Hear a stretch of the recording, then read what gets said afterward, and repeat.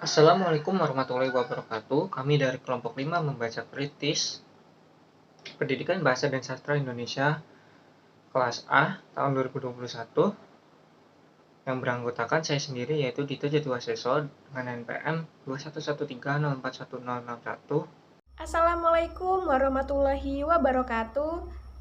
Izin memperkenalkan diri, nama saya Apriliani Widya Lumintang, NPM 2113041049. Assalamualaikum warahmatullahi wabarakatuh. Perkenalkan, nama saya Diulak Ahmad dengan NPM 21130410117.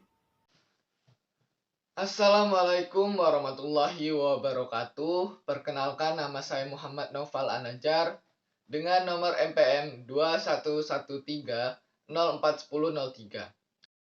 Akan membawakan materi yang berjudul membaca sebagai proses berpikir dan bernalar. Baiklah, langsung saja ke materinya. Yang pertama yaitu pengertian membaca. Membaca secara umum dapat diartikan sebagai sebuah aktivitas dalam melafalkan, mengeja, membunyikan simbol-simbol, abjad hingga menjadi kata sampai kalimat yang memiliki makna. Membaca dapat juga diartikan sebagai mengambil, memperoleh makna dari kata, kalimat, paragraf hingga menjadi sebuah kesatuan. Dari segi linguistik, membaca adalah suatu proses penyajian kembali dan pembahasan sandi. Berlainan dengan berbicara dan menulis yang justru melibatkan penyandian atau encoding, sebuah aspek pembacaan sandi atau decoding adalah menggunakan kata-kata tulis atau written word dengan makna bahasa lisan atau oral language meaning yang mencakup pengubahan tulisan atau cetakan menjadi bunyi yang bermakna. Manfaat membaca diantaranya adalah yaitu 1. Untuk menambah wawasan dan pengetahuan. Yang kedua, dapat meningkatkan kualitas ingatan atau memori. Yang ketiga, melatih keterampilan untuk berpikir dan menganalisa. Yang keempat, dapat meningkatkan fokus konsentrasi. Yang kelima, melatih untuk dapat baik menulis dengan baik. Proses membaca. Yang pertama, membaca sebagai proses psikologis. Dalam membaca proses psikologis, dapat diartikan dengan kemampuan membaca yang dipengaruhi serta berkaitan dengan faktor-faktor psikis seperti motivasi, minat, latar belakang sosial ekonomi.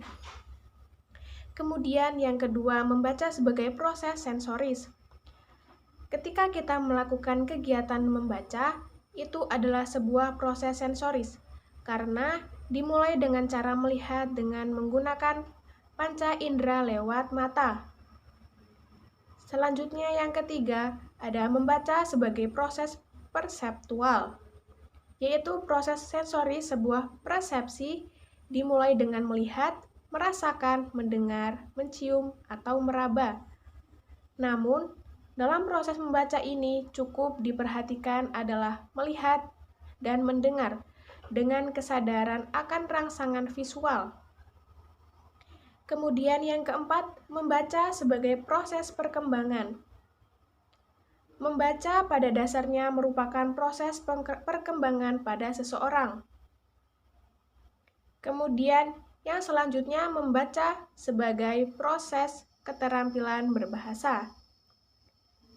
Membaca merupakan salah satu dari 4 komponen keterampilan berbahasa, yaitu menyimak, berbicara, dan menulis. Tarigan 1980. Selanjutnya, pengertian berpikir. Berpikir merupakan suatu kegiatan ketika seseorang membayangkan tentang suatu hal. Berpikir juga dapat dibilang sebagai suatu kegiatan yang menghasilkan sebuah ide atau gagasan yang ada dalam otak manusia. Peran otak dalam berpikir. Yang pertama, fungsi otak belakang. Otak belakang adalah bagian otak yang berfungsi untuk mengontrol sistem pernafasan. Selain itu, fungsi otak belakang lainnya adalah mengontrol fungsi tubuh vital lain seperti detak jantung dan sistem pencernaan. Yang kedua yaitu fungsi otak depan. Otak depan adalah bagian otak yang berfungsi untuk menerima dan memproses informasi. Dalam hal ini, fungsi otak depan diasosiasikan pada kegiatan berpikir, memahami, merasakan, serta mengendalikan fungsi motorik yang ada pada tubuh manusia. Yang ketiga, yaitu fungsi otak tengah. Otak tengah adalah bagian terkecil dari otak yang berfungsi sebagai sistem relay untuk informasi, pendengaran, dan penglihatan. Fungsi otak tengah adalah untuk berbagai fungsi penting seperti sistem visual, sistem pendengaran, dan sistem gerakan mata. Selanjutnya yaitu pengertian bernalar. Penalaran berarti mengembangkan atau mengendalikan sesuatu dengan nalar, bukan dengan perasaan ataupun pengalaman sebagai proses mental dalam mengembangkan pikiran dari beberapa fakta dan prinsip. Bernalar bisa dibilang sebagai suatu kegiatan yang mirip dengan berpikir. Hanya saja bernalar lebih mengedepankan akan logika dan pelaksanaannya. Selanjutnya yaitu proses bernalar. Dibagi menjadi 3 yaitu penalaran deduktif, penalaran induktif, dan pendekatan ilmiah atau gabungan antara deduktif dan induktif. Yang pertama yaitu penalaran deduktif, yaitu cara berpikir dengan didasarkan suatu pernyataan untuk menarik suatu kesimpulan.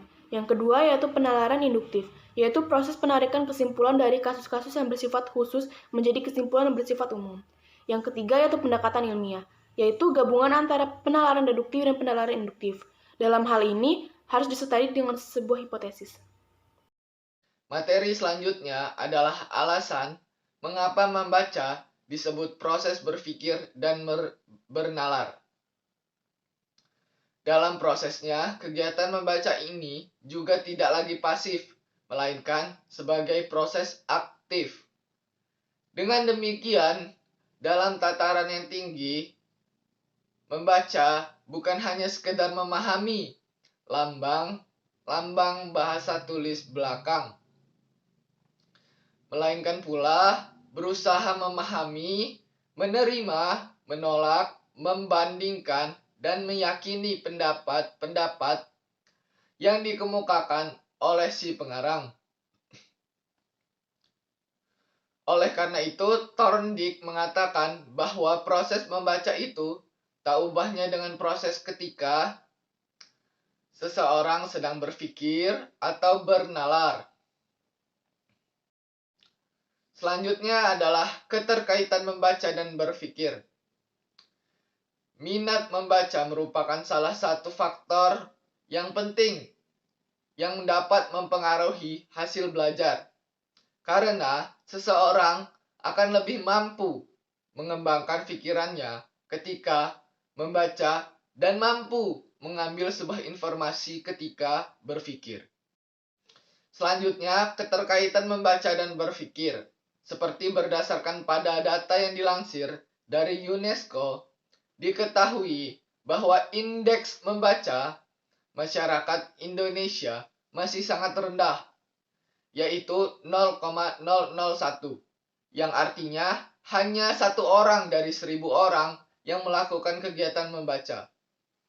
Kurang terbiasanya seseorang untuk membaca dapat berdampak pada kemampuan siswa dalam membaca.